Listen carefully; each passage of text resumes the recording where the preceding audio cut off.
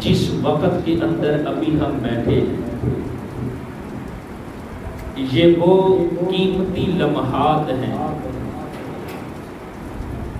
یہ وہ قیمتی وقت ہے اور اس مہینے کا آغاز ہو رہا ہے جس مہینے میں اللہ کے محبوب علیہ السلام اس مادر گیتی پر جلوہ گر ہوئے،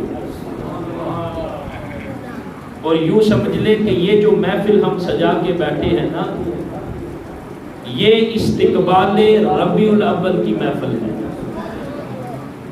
آقا علیہ السلام کی آمد کا، ولادت کا مہینہ شروع ہوا ہے اور ہم آقا کے ذکر کی محفل سجا کر اس مبارک مہینے کا استقبال کر رہے ہیں۔ اور چونکہ علماء کرام حاجی والا کی زیر نگرانی تقریباً 13 کے قریب محافل ہیں جن کا انعقاد کیا جا رہا ہے، اور یہ جو محفل ہے اس سلسلے کی آج کی پہلی محفل ہے جس کا آغاز ڈیرہ بانیہ حاجی والا سے ہو رہا ہے۔ تو چونکہ ربیع الاول کا آغاز ہو رہا ہے، مختلف پہلوؤں پر گفتگو کی جا سکتی ہے، لیکن استقبال ربیع الاول ہے تو ہم سب کو اس مبارک مہینے میں کیا کرنا ہے؟ یہ جو ربیع الاول کا مہینہ اللہ رب العزت نے ہمیں عطا کیا ہے، اس مبارک مہینے کو ہم نے کس طرح گزارنا ہے؟ یاد رکھ لیں کہ علماء کرام نے، صوفیاء نے اس مبارک مہینے میں جس چیز کا کثرت کے ساتھ ذکر کرنے کا حکم دیا ہے وہ آقا علیہ السلام کی ذات پاک پر درود و سلام ہے۔ یعنی آقا علیہ السلام کا ہر غلام، آقا علیہ السلام کا ہر امتی، شمع رسالت کا ہر پروانہ، تاجدار ختم نبوت کا ہر ایک دیوانہ اس مبارک مہینے کے اندر کثرت کے ساتھ اپنے محبوب آقا پر درود و سلام پڑھے۔ دیکھیں آقا علیہ السلام نے حدیث میں فرمایا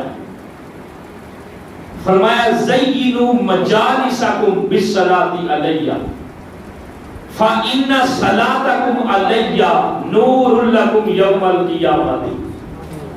فرمایا جب اپنی محفل سجاؤ، جب کسی مجلس میں بیٹھو، جب کسی جگہ پر مجلس کرو، بیٹھو، مجلس کہتے ہیں بیٹھنے کو، جب کسی جگہ پر بیٹھو تو میرے آقا نے فرمایا مجھ پر درود پاک پڑھا کرو۔ فرمایا جب اپنی مجلس میں مثلا 2 بندے بیٹھے تو وہ بھی ایک مجلس ہے، دوست احباب آپس میں بیٹھے ہیں وہ بھی ایک مجلس ہے، آپ اپنے گھر میں بیوی بچوں کے ساتھ بیٹھے ہیں وہ بھی ایک مجلس ہے۔ فرمایا جب بھی تم کسی مجلس میں بیٹھو، کسی جگہ پر بیٹھو تو فرمایا مجھ پر درود پڑھا کرو، اپنی مجلس کو مجھ پر درود پڑھ کے سجایا کرو۔ وہ ساری مجلسیں ہیں، اور جو آقا علیہ السلام کے میلاد پر مسجد کے اندر بیٹھ کر مجلس ہو، محفل ہو، اس کی تو بات ہی جدا ہے۔ تو میرے آقا نے فرمایا جب کسی مجلس میں بیٹھو تو مجھ پر درود پڑھا کرو، تمہارا یہ پڑھا ہوا درود و سلام کل قیامت کے دن تمہارے لیے نور علی نور بن جائے گا۔ فرمایا دنیا میں جب تم کسی مجلس میں، کسی محفل میں مجھ پر درود پڑھو گے تو وہ درود پڑھا ہوا کل قیامت کے دن تمہارے لیے نور علی نور بن جائے گا۔ اس لیے فرمایا جب بھی مجلس سے جاؤ مجھ پر درود پاک پڑھا کرو۔ اور پھر دوستان محترم، ایک حدیث میں تو میرے آقا نے فرمایا ان اول الناس بی یوم القیامۃ اکثرهم علی الصلاۃ۔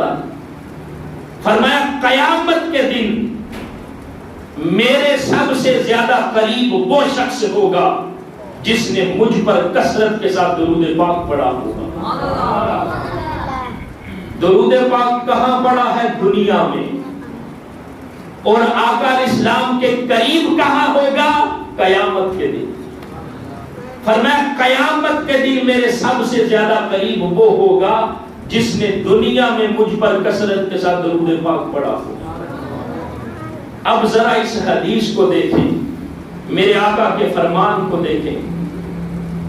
قیامت کے دن، اب قیامت کا جب دن سنتے ہیں تو ہر ایک ڈر جاتا ہے۔ قیامت کا دن وحشتناک ہے۔ قیامت کے دن ہر ایک نفسا نفسی کے عالم میں مبتلا ہوگا، یہاں تک کہ انبیاء اولیاء ان کی شان جدا ہے، لیکن اس دن ہر ایک پر نفسا نفسی کا عالم طاری ہوگا۔ وہ ایسا دن ہے، اور اس وقت کے اندر قیامت کے دن میرے آقا نے فرمایا میرے قریب وہ ہوگا جو مجھ پر درود پاک پڑھتا ہوگا، اور جو حضور کے قریب ہو، جو اللہ کے محبوب کے قریب ہو۔ آقا علیہ السلام ساری کائنات کے لیے خدا کی رحمت ہے، تو یاد رکھیں قیامت کا دن جو وحشتناک دن ہوگا، میرے آقا نے فرمایا میرے قریب درود پڑھنے والا ہوگا۔ ارے جو جتنا حضور کے قریب ہوگا وہ اتنا اللہ کے عذاب سے بھی دور ہوگا، اس لیے کہ وہ حضور کی رحمت کے سائے میں ہوگا، آقا علیہ السلام کی کالی کملی کے سائے میں ہوگا۔ تو میرے آقا نے کیا فرمایا؟ فرمایا میرے قریب وہ ہوگا جو مجھ پر کثرت کے ساتھ درود پڑھے گا۔ تو جو جتنا حضور کے قریب ہوگا وہ قیامت کے دن اتنا اللہ کے عذاب سے بھی دور ہوگا۔ اگر ہم یہ چاہتے ہیں کہ قیامت کے دن اللہ کے عذاب سے بچ جائیں اور حضور کی رحمت کے سائے والے جھنڈے تلے آ جائیں، تو اس کا ایک ہی وظیفہ ہے کہ اے حضور کے غلام، اے شمع رسالت کے پروانوں، اپنے محبوب آقا پر کثرت کے ساتھ درود پاک پڑھا کرو۔ اور پھر ایک حدیث میں میرے آقا نے فرمایا لِيَرِدَنَّهَا عَلَى الْحَوْضِ أَقْوَامٌ مَا أَعْرِفُهُمْ إِلَّا بِكَثْرَةِ الصَّلَاةِ عَلَيَّ۔ فرمایا میرے حوض کوثر پر بہت سارے لوگ آئیں گے، بہت ساری جماعتیں آئیں گی، بہت سارے گروہ آئیں گے۔ جب میں اللہ کا رسول حوض کوثر پر ان کو دیکھوں گا تو میرے آقا نے فرمایا میں دیکھ کر پہچان لوں گا، اور اس پہچان کی وجہ کیا ہوگی؟ میرے آقا نے فرمایا وہ میرے غلام مجھ پر کثرت کے ساتھ درود پڑھنے والے ہوں گے، جن کو حوض کوثر پر دیکھ کر اللہ کے محبوب پہچان لیں گے۔ ان کی علامت کیا ہوگی؟ وہ دنیا میں اپنے شب و روز میں سے، اپنے اوقات میں سے وقت نکال کر اپنے محبوب آقا پر درود پڑھنے والے ہوں گے۔ اور پھر درود و سلام کی فضیلت دیکھیں کتنی ہے۔ چونکہ اس مبارک مہینے کا آغاز ہو رہا ہے، اور اس مبارک مہینے کے اندر اولیاء صوفیاء کا، حضور کے غلاموں کا یہ معمول ہوتا ہے کہ وہ اس مبارک مہینے میں خصوصی طور پر اپنے محبوب آقا پر کثرت کے ساتھ درود و سلام پڑھتے ہیں۔ حضور کے غلام باقی دنوں میں بھی پڑھتے ہیں، لیکن یہ آقا علیہ السلام کی ولادت کا مہینہ ہے، اس مبارک مہینے میں وہ خصوصی طور پر اپنے محبوب آقا پر درود پاک پڑھتے ہیں۔ اور درود پاک پڑھنے والے کو ملتا کیا ہے؟ سب سے بڑا انعام درود پڑھنے والے کو کون سا ملتا ہے؟ دیکھیں شاہ محمود غزنوی، اس کا آپ نے نام سنا ہے نا؟ اس کا ایک غلام تھا ایاز۔ میں مثال دینے لگا ہوں اس لیے کہ جب مثال دے کے بندہ بات کرتا ہے تو آسانی سے سمجھ آتی ہے، اور مثال دے کے سمجھانا اللہ کی اور اس کے پیارے محبوب کی بھی سنت ہے۔ درود پڑھنے والے کو ملتا کیا ہے؟ شاہ محمود غزنوی، اس نے ایک دن اپنے درباریوں سے کہا جس میرے درباری کو، میرے وزیر کو جو کچھ چاہیے وہ میرے خزانوں سے اٹھا کے لے جائے۔ اب جو درباری تھے، شاہ محمود غزنوی کے درباری وزیر، وہ اس کے خزانوں سے اپنی جولیاں بھر کے لے کے جانے لگے۔ اب دوسری طرف جو ایاز ہے وہ آگے بڑھا ہے، اور ایاز نے اپنا جو ہاتھ ہے وہ بادشاہ کے کندھے پہ رکھ دیا ہے۔ شاہ محمود غزنوی نے پوچھا، ایاز یہ سارے مال و دولت اور خزانے ہیرے جواہرات لوٹ رہے ہیں اور تو کچھ نہیں لے رہا، تو نے آگے بڑھ کر میرے کندھے پہ ہاتھ رکھ دیا ہے، اس کی کیا وجہ ہے؟ جو ایاز نے اپنے بادشاہ سے کہا نا، وہ بات دل کے کانوں سے سننے والی ہے۔ ایاز نے کہا، بادشاہ سلامت، ان سب کو خزانے چاہیے، مجھے خزانے نہیں چاہیے، مجھے خزانوں کا مالک بادشاہ چاہیے، اس لیے کہ وہ چند خزانے لیں گے، اور جس کو بادشاہ مل گیا اس کو تو سارے خزانے مل گئے۔ اب یہ مثال ہے، آپ سمجھ گئے۔ درود و سلام پڑھنے والے کو کیا ملتا ہے؟ درود و سلام پڑھنے والے کو اللہ کی رحمت ملتی ہے، درود و سلام پڑھنے والے کے گناہ معاف ہوتے ہیں، درود و سلام پڑھنے والے کے درجات بلند ہوتے ہیں۔ یہ سارے انعامات چھوٹے ہیں۔ ارے درود و سلام کا جو سب سے بڑا انعام ہے وہ یہ ہے کہ درود پڑھنے والے کو اللہ کے محبوب محمد مصطفیٰ ملتے ہیں۔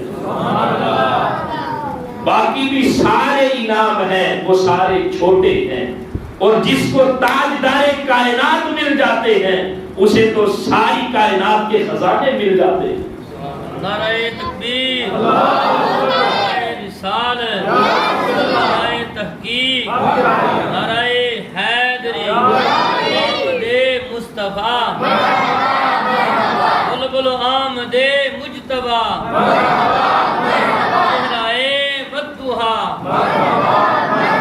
اور کسی نے کیا خوب کہا ہے، مل گئے مصطفیٰ اور کیا چاہیے۔ جس کو حضور مل جاتے ہیں، ارے ساری بخشش کے خزانے اور اللہ کی رحمت آقا اسلام کے اس غلام کو اپنے دامن آغوش میں لے لیتی ہے۔ جس کو حضور مل جاتے ہیں، تو درود و سلام پڑھنے والے کو جو سب سے بڑا انعام ملتا ہے وہ یہ کہ آقا اسلام کی معرفت اور آقا اسلام کا قرب ملتا ہے۔ دیکھیں نا، جب ہم کسی سے ملتے ہیں اس کو ہم جانتے نہیں، لیکن جب اس کو سلام کرتے ہیں تو سلام کی وجہ سے ایک پہچان بنتی ہے۔ کسی سے کوئی تعلق نہ ہو، سلام کے ذریعے سے اس سے تعلق بنتا ہے۔ تو یاد رکھیں، درود و سلام وہ عمل ہے جب آقا اسلام کا غلام، آقا اسلام کا امتی صبح و شام اپنے محبوب آقا پر درود و سلام پڑھتا ہے تو اس کا اللہ کے محبوب کے ساتھ ایک تعلق بنتا ہے۔ اگر کسی سے سلام کرے تو تعلق بنتا ہے، اور جو حضور کا غلام صبح و شام اپنے محبوب آقا پر درود و سلام پڑھتا ہے، اس درود و سلام کی وجہ سے اللہ کے محبوب کے ساتھ کیسا تعلق بنتا ہے کہ آقا اسلام کا قرب اور آقا اسلام کی معرفت اس کو ملتی ہے۔ اور پھر دیکھیں میرے آقا نے کیا فرمایا، فرمایا اسمعوا صلاۃ اہل محبتی وعارفہم، فرمایا جو مجھ پر محبت سے درود پڑھتے ہیں میں ان کا درود خود سنتا ہوں۔ پڑھنے والا شرق تا غرب، شمال تا جنوب، دنیا کے کسی کونے میں بیٹھ کے پڑھتا ہے، میرے آقا نے فرمایا جو مجھ پر محبت سے درود پڑھتا ہے میں اس کا درود اللہ کا محبوب خود سنتا ہوں۔ اور پھر آگے حدیث میں میرے آقا نے کیا فرمایا، فرمایا وَعَارِفُهُمْ، فرمایا نہ صرف سنتا ہوں جو مجھ پر درود پڑھتا ہے میں اس کو پہچانتا بھی ہوں۔ دیکھیں، پہچان جب تک بندہ کسی کو دیکھے نہ پہچان نہیں ہوتی۔ کسی کو ایک ہے جاننا، ایک ہے پہچاننا۔ آپ کسی بندے کا ذکر کسی کے سامنے کریں گے تو اس بندے کے بارے میں بندہ جان جائے گا، پہچانے گا نہیں۔ کسی کا نام لے، کسی کا تعارف کروائیں، بندہ جان جائے گا، اور آپ پہچانیں گے اس وقت جب اس کو دیکھیں گے۔ دیکھے بغیر کوئی پہچان نہیں سکے گا۔ ادھر حدیث میں میرے آقا نے کیا فرمایا؟ فرمایا جو مجھ پر محبت سے درود پڑھتا ہے میں اس کا درود خود سنتا بھی ہوں اور اس کو پہچانتا بھی ہوں۔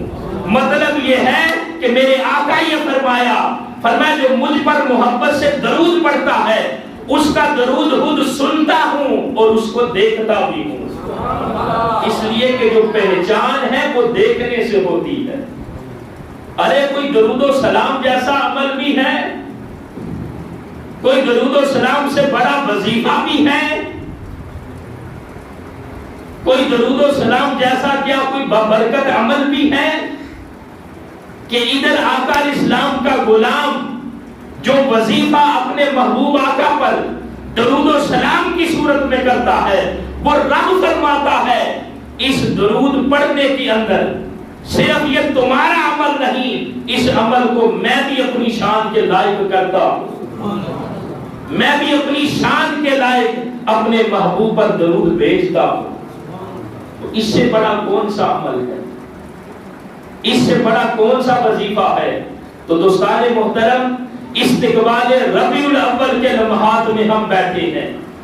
اس پورے مہینے کے اندر جہاں ہم سب کچھ کریں وہاں پر کثرت کے ساتھ اپنے محبوب آقا پر درود و سلام بھی پڑھے، اس لیے کہ یہ درود و سلام اولیاء اور صوفیاء کا وظیفہ ہے، خصوصی طور پر ربیع الاول کے بابرکت مہینے کے اندر، اور یہ وظیفہ آقا اسلام کے ہر غلام کا ہونا چاہیے۔ یہ ایسا عمل ہے جس کی وجہ سے قبر کے اندر آقا اسلام کی پہچان میں آسانی پیدا ہوگی۔ اور پھر دوستان محترم، ہم آقا اسلام کے میلاد کی محافل سجاتے ہیں، آقا اسلام کے میلاد کا ذکر کرتے ہیں۔ یاد رکھے پہلے انبیاء بھی اس دنیا میں آئے ہیں، لیکن آقا اسلام بھی اس مادر گیتی پر جلوہ گر ہوئے۔ پہلے نبی بھی آئے، میرے آقا صلی اللہ علیہ وسلم صرف آئے نہیں بلکہ آخری نبی بن کے آئے ہیں، تاجدار ختم نبوت بن کے تشریف لائے ہیں۔ اور میرے آقا اسلام کی ختم نبوت کی شان تو دیکھیں، ہم تو آقا اسلام کی ذات اقدس پر کثرت کے ساتھ درود و سلام پڑھتے ہیں، بلکہ جمیل قادری نے کیا کہا؟ میں وہ سنی ہوں جمیل قادری مرنے کے بعد میرا لاشا بھی کہے گا الصلاۃ والسلام۔ ہم تو اس وظیفے کو نہ صرف اپنی زندگی میں نافذ کریں گے بلکہ امام اہل سنت مجدد دین و ملت الشاہ امام احمد رضا بریلوی رحمۃ اللہ علیہ جو عاشقوں کے امام ہیں، جب ان کا وصال ہونے لگا نا تو آپ نے کیا کہا؟ وصال سے پہلے وصیت کی، فرمایا جو میری قبر ہے نا اس کو تھوڑا سا گہرا کھودنا، میری قبر ڈونگی گڈیو، میری قبر گہری کھودنا۔ پوچھا حضور کیوں؟ فرمایا اس لیے کہ جب میرے آقا قبر میں تشریف لائیں تو امام احمد رضا کھڑا ہو کے عرض کرے مصطفیٰ جامع رحمت پہ لاکھوں سلام، شمع بزم ہدایت پہ لاکھوں سلام۔ ہم تو آقا اسلام کے غلام ہیں۔ میں وہ سنی ہوں جمیل قادری مرنے کے بعد میرا لاشا بھی کہے گا الصلاۃ والسلام۔ چونکہ ربیع الاول کا مہینہ ہے، آقا اسلام کی ولادت کا مہینہ ہے، تو آقا اسلام کی جب ولادت ہوئی اس شان کے ساتھ ہوئی۔ باقی انبیاء بھی دنیا میں آئے ہیں لیکن ہمارے محبوب آقا اس مادر گیتی پر تاجدار ختم نبوت بن کے آئے ہیں، اللہ کی آخری نبی بن کے تشریف لائے ہیں۔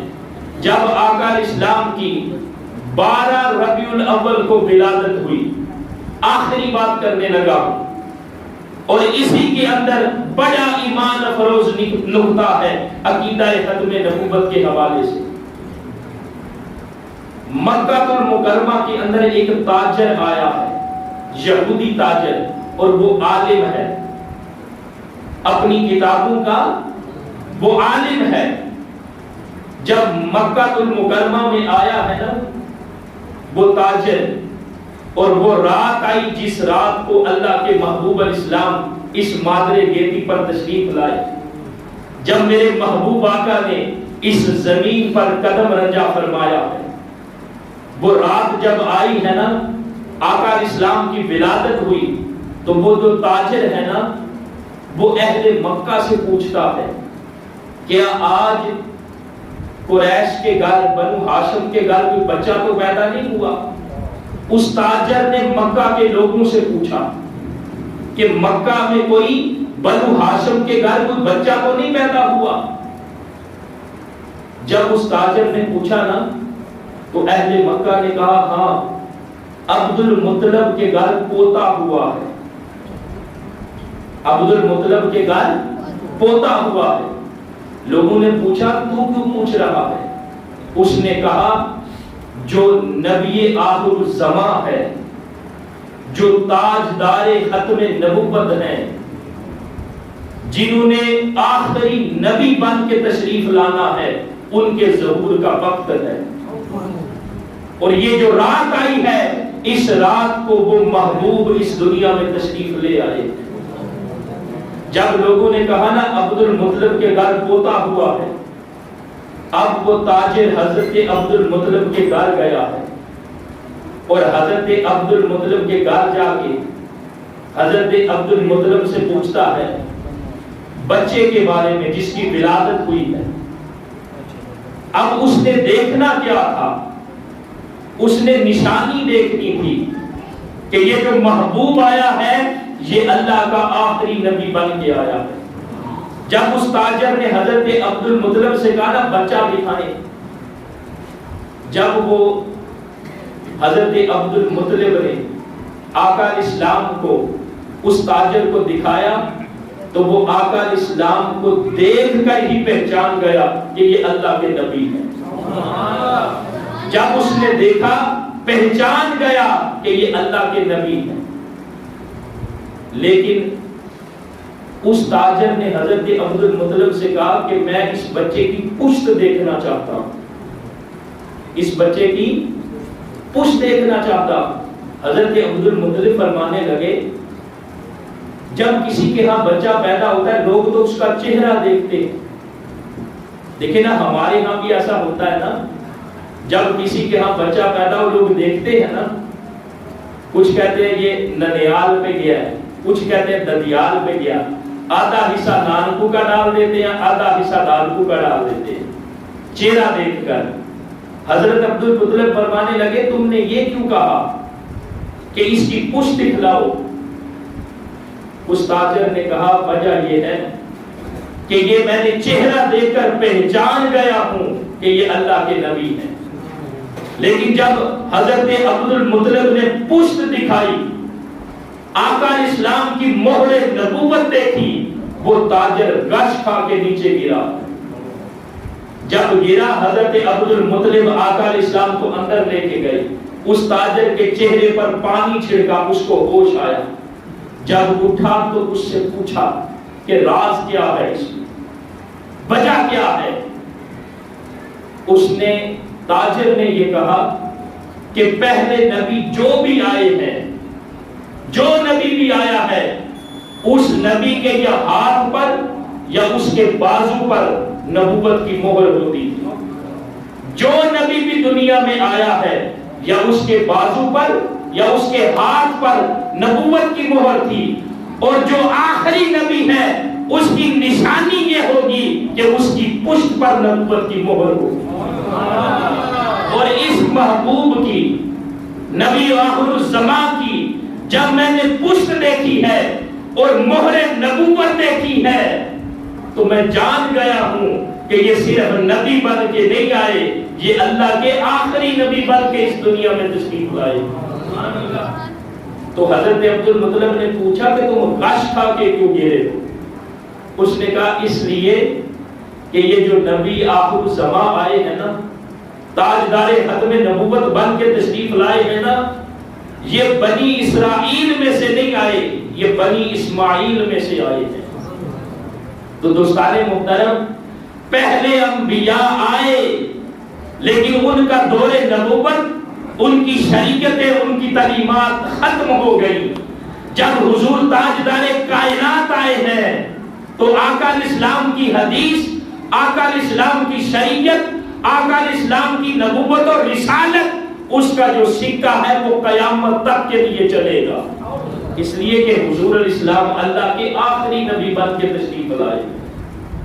سب انبیاء کے زمانے ختم ہوئے، سب انبیاء کی نبوت اور رسالت کا دور، وقت، زمانہ ختم ہوا۔